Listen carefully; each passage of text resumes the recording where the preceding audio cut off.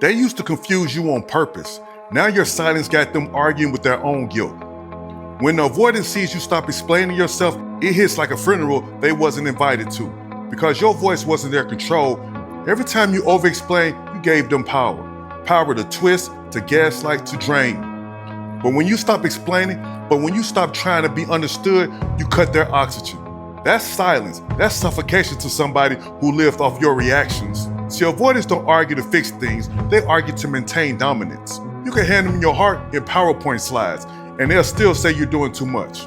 You could bleed transparency, and they'll call it trauma, because understanding you means accountability. And accountability is their biggest allergy. So when you go quiet, they start losing their script.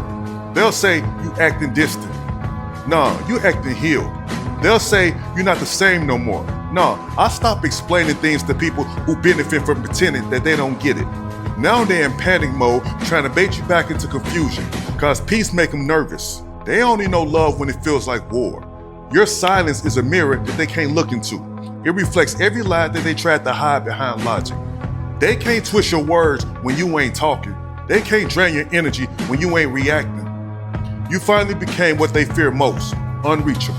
If you've ever got tired of repeating yourself to somebody who already knew what they were doing, follow and comment enough. Because sometimes silence is louder than their closure. When you stop explaining yourself, you take your power back, brick by brick. You start realizing not everybody deserves your side of the story. Some people only ask for it just so they can weaponize it later. The avoidant misses your explanation because it made them feel superior. Now every unanswered text feels like a reality check that they can't delete. They'll start throwing shade, saying you're cold or heartless, but that's the projection. They mad because the manipulation expired. You no longer need their validation to feel sane.